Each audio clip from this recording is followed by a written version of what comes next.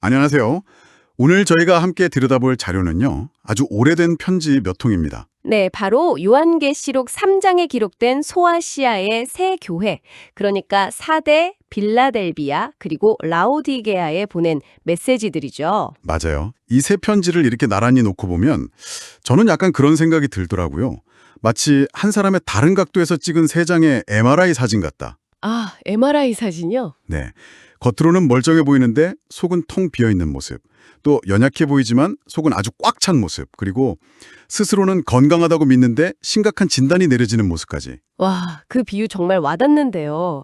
그래서 이번 탐구의 목표는 단순히 이 편지들을 해설하는 걸 넘어서요. 이 세 교회의 모습을 오늘 우리의 거울로 한번 삼아보는 겁니다. 맞아요. 명성은 있지만 생명이 없는 상태. 그리고 가진 건 없지만 모든 걸 약속받은 상태. 또 모든 걸 가졌다고 착각하지만 사실은 파산한 상태. 네, 이 세 가지 모습 중에 과연 어떤 것이 우리와 가장 닮아 있는지 그 경고와 약속 속으로 한번 깊이 파고들어 보겠습니다. 자, 그럼 첫 번째 편지, 사대교회부터 시작해 볼까요? 네, 이 편지는 시작부터 정말 숨막히는 진단을 내립니다.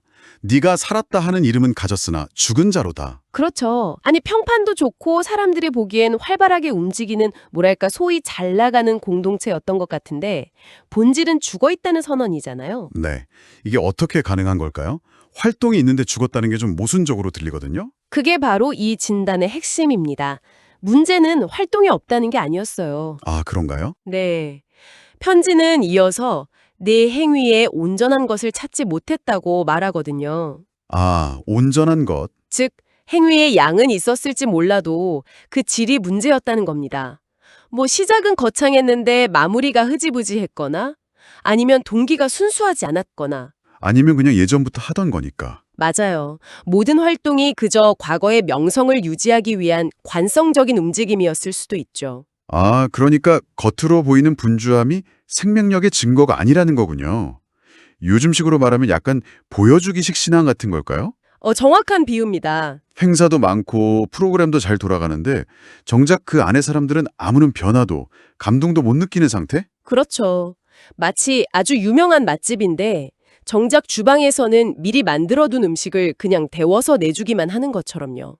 와, 맛집이라는 이름은 가졌지만 진짜 요리는 죽은 상태인 거죠. 그러네요. 그래서 네가 어떻게 받았으며 어떻게 들었는지 생각하고 지키어 회개하라는 처방이 내려지는 겁니다. 처음에 그 순수함을 회복하라는 거군요. 네, 처음 그 가르침을 받았을 때의 그 뜨거움, 그 진정성을 회복하라는 거죠. 과거의 영광에 취해서 현재의 영적 파산을 외면하지 말라는 아주 강력한 경고입니다. 그 경고가 정말 섬뜩하게 다가오는 부분이 만일 일 깨지 아니하면 내가 도적같이 이르리니 라는 구절이에요. 맞아요. 영적으로 잠들어 있으면 가장 중요한 순간을 그냥 속수무책으로 맞이하게 될 거라는 거잖아요. 평판이나 과거의 업적 같은 건 아무런 방패가 되어주지 못하고요. 그렇죠. 그런데 이토록 암울한 진단 속에서도 아주 작은 희망의 불씨를 남겨둡니다. 아, 그 구절이 있죠. 그러나 사대에 그 옷을 더럽히지 아니한 자 몇 명이 내게 있어 흰 옷을 입고 나와 함께 다니리니 이 구절이 정말 중요해요. 공동체 전체가 죽어가고 있는 그 절망적인 상황 속에서도 세속적인 흐름에 타협하지 않고 자신의 정체성을 지켜낸 소수의 사람들이 있었다는 겁니다. 그 소수의 존재가 공동체 전체를 향한 메시지 안에서 딱 언급된다는 게 정말 놀랍네요. 그렇죠. 모두를 그냥 싸잡아 비판하는 게 아니라 그 안에서도 분투하는 개인을 정확히 보고 계시다는 거니까요. 네. 이들에게 약속된 흰 옷은 승리와 순결의 상징이고요. 네. 그리고 그 약속의 정점은 이거죠. 내가 그 이름을 생명책에서 반드시 흐르지 아니하고 내 아버지 앞과 그 천사들 앞에서 시인하리라. 이 선언이 당시에는 어떤 의미였을까요? 고대 도시에서는 중죄를 짓거나 죽은 시민의 이름을 등록부에서 그냥 지워버리는 관습이 있었습니다. 아, 존재 자체를 없애버리는 거네요. 네, 말소시켜버리는 거죠.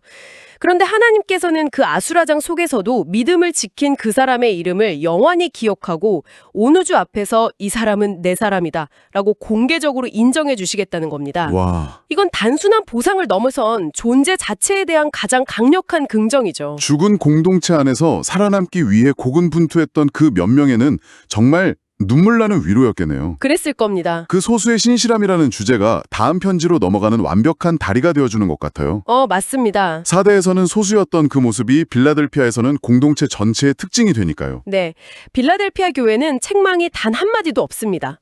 전부 칭찬과 격려죠. 그렇죠. 그런데 가장 놀라운 점은 그 칭찬의 이유가 그들의 대단한 업적이나 능력이 아니었다는 점입니다. 편지는 분명히 말하거든요. 뭐라고 하죠? 내가 적은 능력을 가졌다. 바로 그 부분입니다. 우리는 보통 큰 능력을 가져야 큰 일을 할 수 있다고 생각하잖아요. 그렇죠. 그런데 여기서는 정반대예요. 네가 적은 능력을 가지고도 내 말을 지키며 내 이름을 배반치 아니하였도다. 네. 가진 것이 별로 없는 그 연약함 속에서 말씀을 지켜낸 것. 그것 자체가 가장 큰 칭찬의 이유가 된 거군요. 바로 그겁니다. 그들의 위대함은 성과가 아니라 충성에 있었던 거죠. 충성이요? 그리고 그 충성스러운 교회에게 상상도 못할 선물이 주어집니다.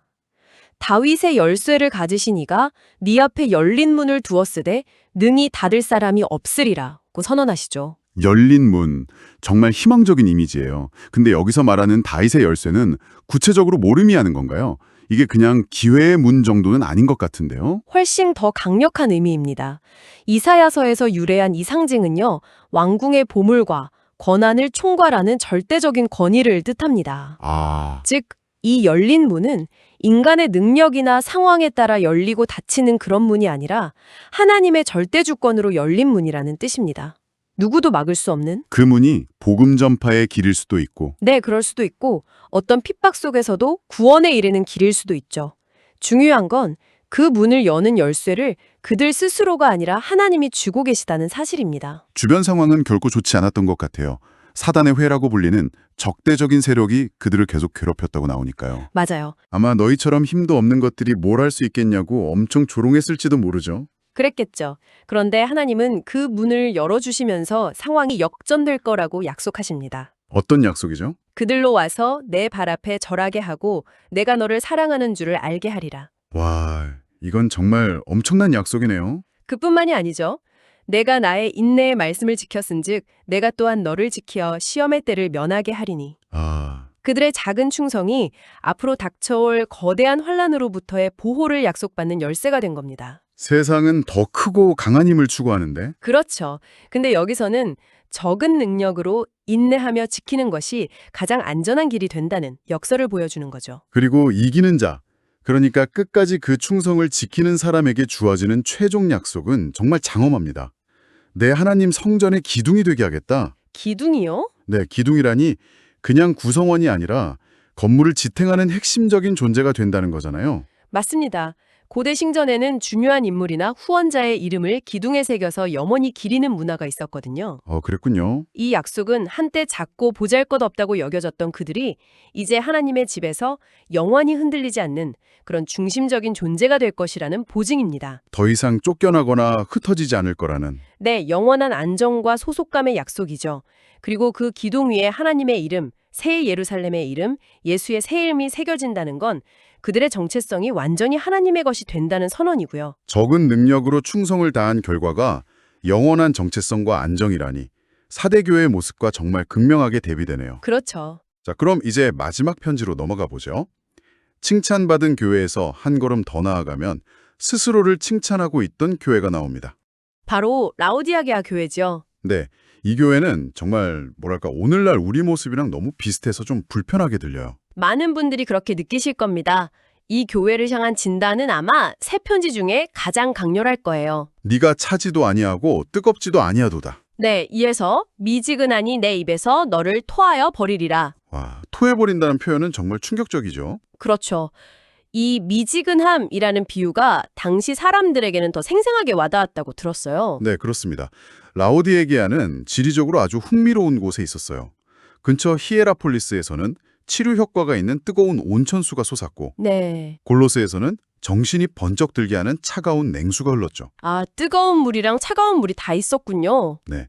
그런데 이 물들이 수로를 통해 라오디게아에 도착할 때쯤이면 마시기 역겨울 정도로 미지근해졌다고 합니다. 뜨거운 물은 치료에, 찬물은 갈증 해소에 쓸모가 있지만 이 미지근한 물은 아무짝에도 쓸모가 없었죠. 라우디게아 교회의 신앙이 바로 그 쓸모없는 미지근한 같았다는 겁니다. 이 미지근함이 대체 어디서 비롯된 걸까요? 그들의 근본적인 문제가 뭐였을까요? 바로 자기 기만적인 영적 무지입니다. 자기 기만이요? 네, 편지는 그들의 속마음을 정확히 꿰뚫어 보죠. 네가 말하기를 나는 부자라, 부요하여 부족한 것이 없다 하나. 라우디게아는 당시의 금용업, 또 최고급 검은 양모 산업, 그리고 의학, 특히 안약으로 유명한 아주 부유한 도시였거든요. 모든 걸 다 가진 도시였네요. 그렇죠. 그들은 그 물질적 풍요를 자신들의 영적 상태와 동일시했던 것 같습니다.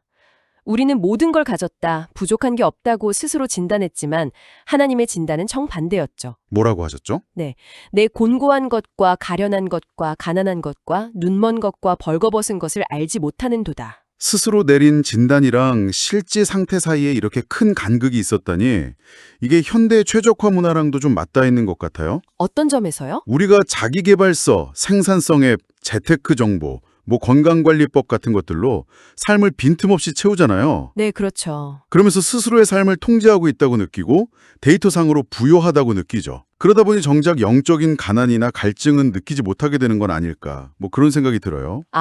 정확한 지적입니다. 그게 바로 라우디게아의 문제입니다. 스스로의 힘으로 모든 것을 해결할 수 있다는 자신감. 네. 그래서 이 문제를 해결하기 위한 처방 역시 그들에게 아주 익숙한 상업적인 비유로 주어집니다. 내게서 금을 사고 흰옷을 사고 안약을 사라. 맞습니다. 그들이 자랑하던 세 가지, 즉 돈, 옷, 의수를 영적인 개념으로 완전히 뒤집어 버리는 거죠. 세상의 부가 아니라 시련을 통해 정련된 진짜 믿음을 사라. 너희의 값비싼 검은 옷이 아니라 순결을 상징하는 흰 옷을 사서 영적 수치를 가리라. 그리고 너희의 유명한 안약으로는 고칠 수 없는 영적 무지를 치료할 안약을 사서 진실을 보라는 겁니다. 그런데 저는 이 편지에서 가장 놀라운 부분을 마지막에서 발견합니다. 어떤 부분이죠? 이토록 신랄한 책망, 토해버리겠다는 그 끔찍한 경고 뒤에 물은 내가 사랑하는 자를 책망하여 징계하노니 라는 구절이 나오잖아요. 맞아요. 이 모든 꾸짖음이 폭이나 미움이 아니라 사랑 때문이라는 고백이니까요. 바로 그 지점이 이 편지의 대반전이자 클라이맥스입니다. 그 무서운 경고 뒤에 우리가 너무나 잘 아는 초청이 이뤄지죠? 볼지어다 내가 문 밖에 서서 두드리노니. 네, 누구든지 내 음성을 듣고 문을 열면 내가 그에게로 들어가 그와 더불어 먹고 그는 나와 더불어 먹으리라. 이 구절은 정말 감정적인 격차가 엄청나요. 방금 전까지 토해버리겠다고 하신 분이 이제는 그들의 마음 문 밖에 서서 안으로 들어가 함께 식사하고 싶다고 간청하고 계시잖아요. 그렇죠. 게다가 공동체 전체가 아니라 누구든지, 즉 개인에게 초점을 맞추고 있고요. 이건 정말 놀라운 전환 아닌가요? 이게 분노의 표현인가요? 아니면 다른 감정인가요? 이것이야말로 가장 절박한 사랑의 표현이라고 생각합니다. 사랑의 표현. 책망과 경고는 그들을 잠에서 깨우기 위한 확성기 같은 것이고 문을 두드리는 소리는 그 이후에 이어지는 개인적인 속삭임 같은 거죠. 미지근함에 빠진 공동체 전체를 향해서는 경고하지만 그 안에서 단 한 사람이라도 귀 기울이는 사람이 있다면 그와는 가장 친밀하고 개인적인 관계를 회복하겠다는 의지입니다. 가장 혹독한 책망이 가장 따뜻한 초청으로 마무리되는 것.